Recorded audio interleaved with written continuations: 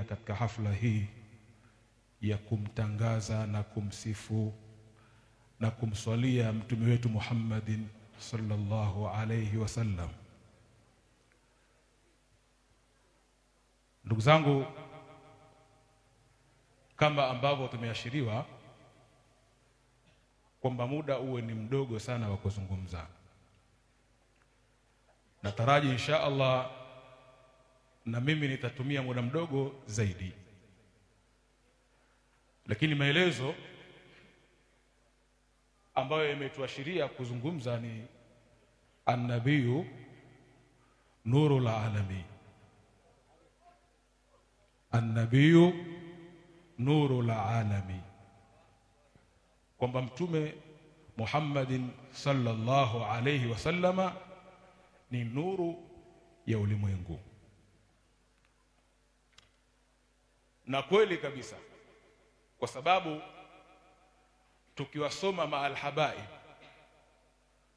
kwa mfano tumwangalie Maulana al-Allama al-Habib Muhammad Ali al-Habashi katika nadhmi yake ya maulid ya mtume Muhammadin sallallahu alayhi wasallama inayojulikana kwa jina la Simtu Durar fi ikhbari maulidi sayyidil bashar, kuna maneno yameandikwa mule ndani yanasema kuwa qad taraqqa fil husni a'la maqamin wa tanaha fi majdihi wa ta'ala lahadhathu al-uyunu fi majtalatuhu falahu qattu ma ra'ayna mithala.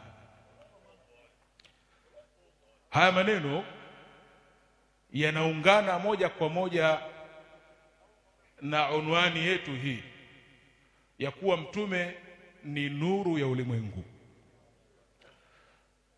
Maana yake ni kuwa mtume sallallahu alayhi wasallam amekuwa ni nuru kwa sababu yeye ndiye kiongozi wetu. Kila mu'min muislamu hawezi kufanya lolote, hawezi kufanya chochote bila ya kuangaziwa na nuru ya mtume Muhammadin sallallahu alayhi wasallam. Ndio kaona kuwa daraja yake na cheo chake ni cheo cha juu. Qad taraqqa fil husni a'la maqamin, mtume Muhammadin sallallahu alayhi wasallama amepanda katika uzuri wa tabia zake zote. A'la maqamin, katika makamu yaliyokuwa ya juu mno. Kwa hivyo, kwa mfano sisi ni wapenzi wa mtume, twampenda sana, lakini tutake tusitake hatuwezi sisi kuwa ni waumini bila ya kumpenda mtume Muhammadin sallallahu alayhi wasallama. Ukisoma katika hadithi iliyopokelewa na al-Imam al-Bukhari,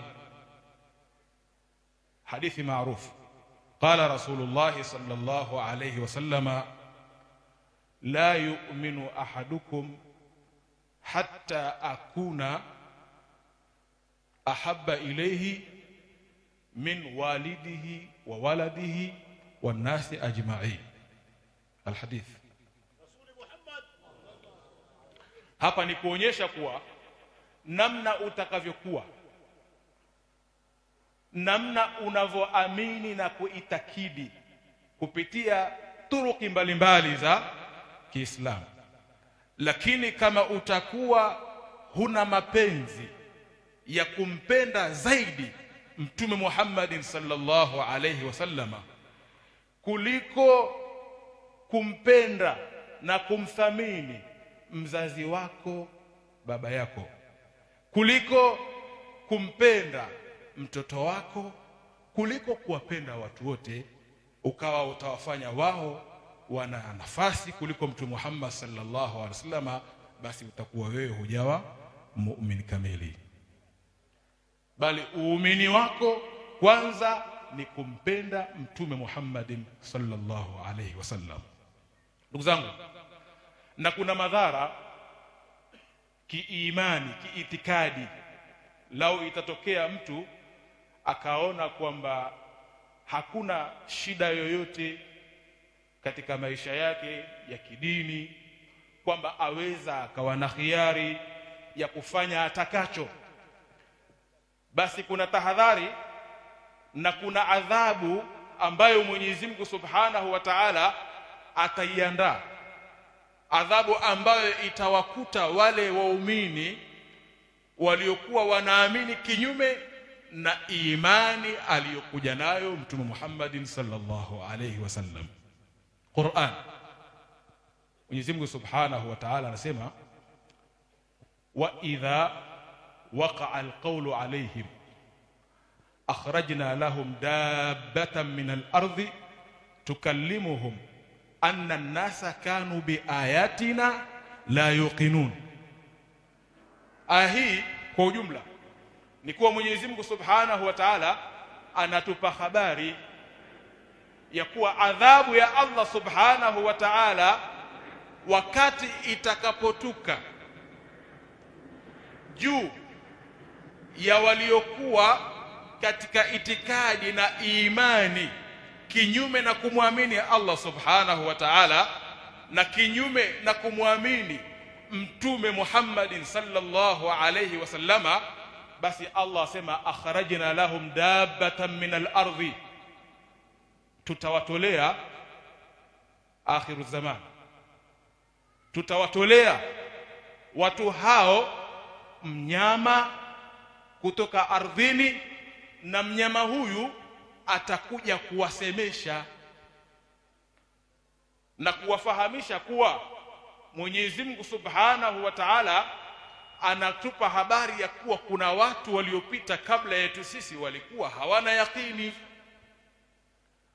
walikuwa hawakuamini kumwamini Allah. Kwa hiyo utaona ndugu yangu kwamba kama utashindwa kujipendekeza na Mtume Muhammad sallallahu alayhi wasallama, maana yake wewe utafanyaje? Utakosa imani. Na ukishakosa imani, basi yawezekana ukawa wewe ni miongoni mwa wale watu ambao watakuja kusemeshwa na nini? Na wanyama ardhini.